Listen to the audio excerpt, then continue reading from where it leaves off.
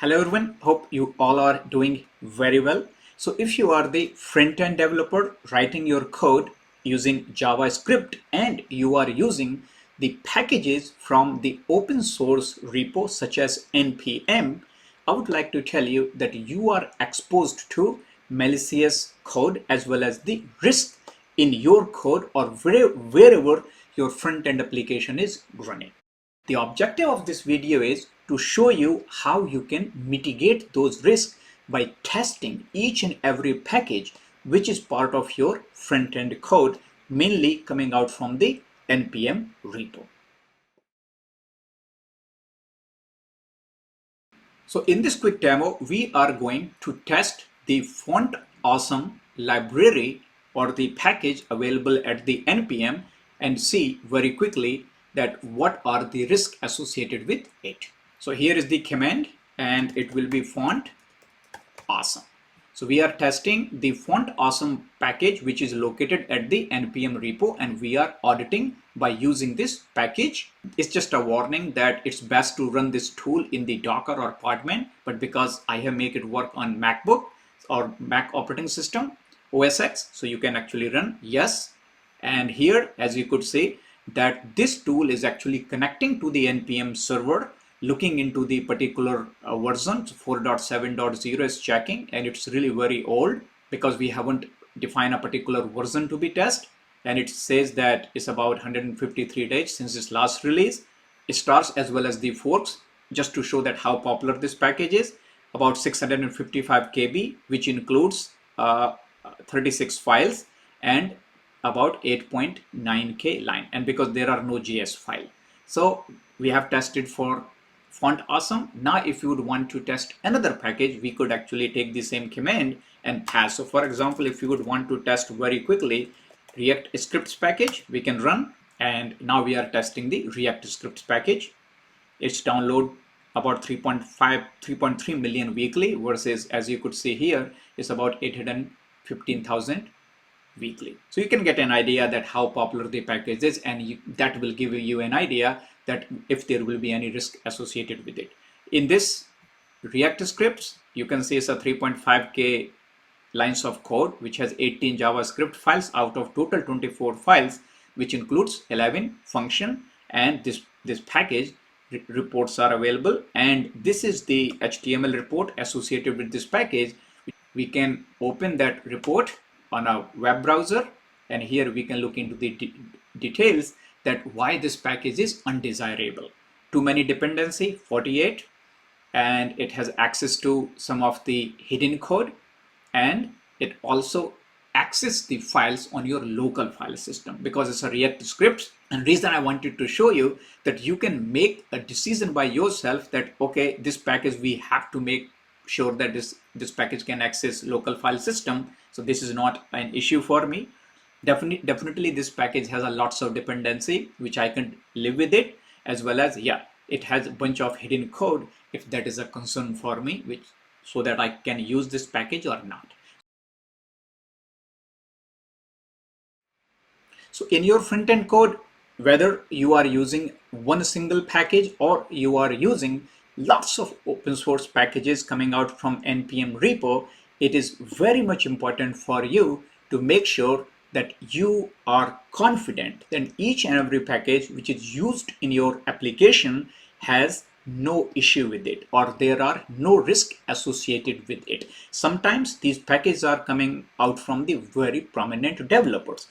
Then you really do not to worry about. These developers could be AWS, could be Google, could be Facebook. It means that the packages generated by these large organizations will not have any issue with it. However, majority of the packages which most of the front-end developers are going to use in their application are coming out from independent developers. So it becomes must or necessary for you to make sure identify all those packages and run a quick test like the example which you have just seen and get a peace of mind. Or whoever your leads are, or the leaders, or if you are the leader developing the application, at least you have a log to prove that the code which you are using coming out from open source npm repo is clean, it has no risk associated with it, and if there are risks associated with it, you already know about it. So I have already created a video where you can learn how to install this tool on your MacBook, because this tool is designed and tested to run only on Linux. However, with a little bit understanding of tool as well as the how to make it work, I have created a tutorial where you can install this tool on your MacBook and you can successfully test packages which are hosted at the npm as well as also at the Python PyPy repo as well as the Ruby gems repo. So same tool can be used to test 3 different open source packages repo for the Python, Ruby as well as the JavaScript. So I will suggest you to please follow this particular YouTube video to install this package on your MacBook machine, because I will not be explaining you. My next step is going to show you how you are going to run this tool in your MacBook machine so that you can test the open source packages which are hosted at the npm repo.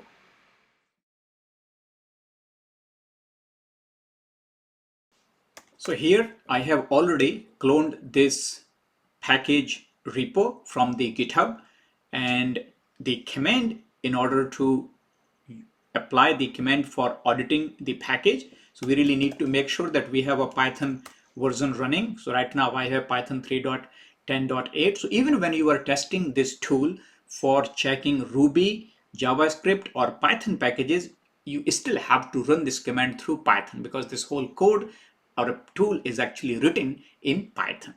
So we need to have a Python. And we are running directly this tool from its repo. So we have Python, and then we need to run the main.py. And that's where this whole tool actually suggests how we could use various methods such as audit or the sandbox, and the auth options are available. Our focus is mostly in the audit option, because the sandbox, where you can actually run the application on a smaller subset of your machine, we are not covering that. So I will be just showing you that how you can audit the JavaScript packages which are available at the npm repo. So as you see here, this is the npm repo. Tons of packages are available here. You could actually see the React related. So here is like a React if you are looking for React DOM. So these are all the packages which are available at the npm repo. The command we need to use in order to run the audit option, we need to use the Python, and then we need to use the main.py. Then after, we are actually trying to do the audit. So audit is a -t. Then after, we need to say -p for package. So which package we would want to test, and npm is our repo. Then we will say whatever the package name. So here we want to use this tool to check the React package auditing, or the test the or the audit the React package for its risk associated with it. Let's run this code. So actually I made mistake that I have to add the audit here too. So main.py audit audit, because if you see here that option, we need to pass the audit. So audit and then React. So as you can see here that the suggestion to run this code is either in Docker or the Podman. However, because I have made this code work in Mac, so you can actually say that we can continue, yes. And at this point, what this tool is doing, package tool is doing, is actually connecting to the npm repo, checking that what is the latest version available, how old this package is, means the release one, how many downloads are weekly, so you can understand the how popular that package is. 16.7 million weekly download for React. So you could understand that the applicability of this package is really very high. It means that the risk associated with this package will be fairly less. And as you could see here, that none of the problem risk associated are very less. And you can also see that we didn't actually test this thing based on installation of the package. So rest is everything okay. Now, if you would want to test the same for the React DOM, you can look into the React DOM. While this code is in test, I wanted to show you that for the React, 9,000 lines of code has been checked in the 17 JavaScript files out of total 20 files, which had 305 functions. Now we are testing the React DOM. Again, at this point, you could see that repo activity is being tested. So if the package is designed by lots of developers and there are thousands of check-ins had happened for that code, this step will take longer. As you could see, there are 15,000 commits. And for that reason, it took some time. The code size is about 1 meg. For the React code, as you could see, it was 79 KB. So it was very small. So this code is little bigger than this one. So at this point, the code analysis step is going to take little extra time to get the results out of it. Okay, so our code analysis has been completed. 107,000 line of code, which had about 29 JavaScript file, includes around almost 1800 functions. So this is another popular tool. So you can get an idea that just passing the tool name in the command, you have ability to test the risk associated with the given package. One good thing also related with this tool is that actually it generates the HTML output of your result. So as you could see that this is the HTML output, which is stored into a local temp file system. So we can take this and we can open this into the HTML browser. So here are the risks associated with this particular package, React DOM version 18.2.0, and the reason it's undesirable because it does not have the README associated with it. So you can take a guess that if the package is undesirable as marked by a tool itself, reasons, what are the reasons? Are they acceptable for you or not? And then you can use your own judgment. So after testing individual packages, it is very much clear that your front-end code will not be having one or two packages. Actually, you are maintaining a list of all the open source packages in your project Package.json most of the time. It means that it would have been good if all the packages available in the Package.json can be tested for risky behavior. And this tool actually has that capability as well. The only thing what you really need to do is that you need to change from -p to -f, because that actually use the file, and then you can say your npm package : and then the path of package.json, wherever it is, you need to provide the full path. So before I go there, let me show you that one level back, I have this Cineframe project, and here it has the front-end code, and in the front-end code, as you could see, that I have the package.json. So you can actually take a look that the list of packages are available in this project. These are the packages which the dependency I have for this particular Cineframe project. It means if I pass that package.json, all the package which are listed here will be tested. So because there are lots of packages listed here, and if I will run a test, it will take significant amount of time. So what I will do, I will replace that package.json with another package.json, and I will be removing bunch of these. So I will have only few, 2 or 3, just to show you that how you can actually pass the package.json. So here I will take mv package.json to package dummy.json, and then vi package dummy. I will just go ahead and I will, for example, use React, and I will remove these packages. Okay. So now this is our whole path. Let's run this.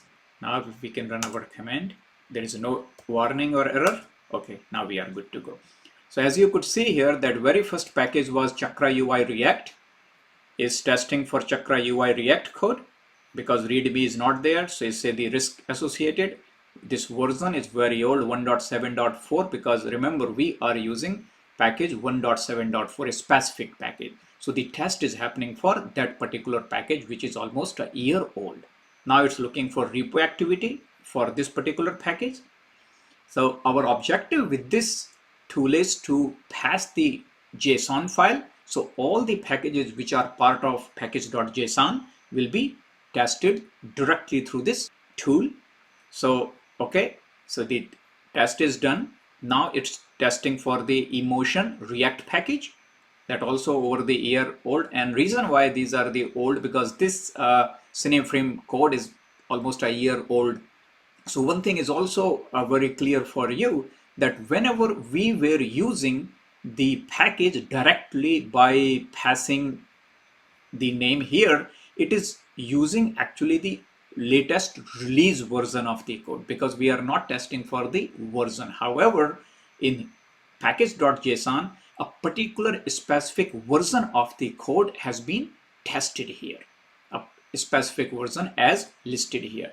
So as you could see that our package.json had these packages, so we have tested. So a style was tested, and the React was tested, and the emotion React. So all three packages were listed, and all three packages has been tested, and then HTMLs are also related with that. So if you want to instrument your code, take these HTML file, because if you look into this HTML and you can look into its content, and then you can create a very simple Python or JavaScript parser to parse this file and extract some of the information related with this particular HTML code, just looking into the tags. That's another thing you could do. So to summarize this video, we have used package tool to test a single npm package, as well as a lots of packages which are described or they listed in your package.json. Means a whole project specific packages described in the package.json. So that's all I have for you in this video. Please subscribe to the channel and share as much as you find it applicable.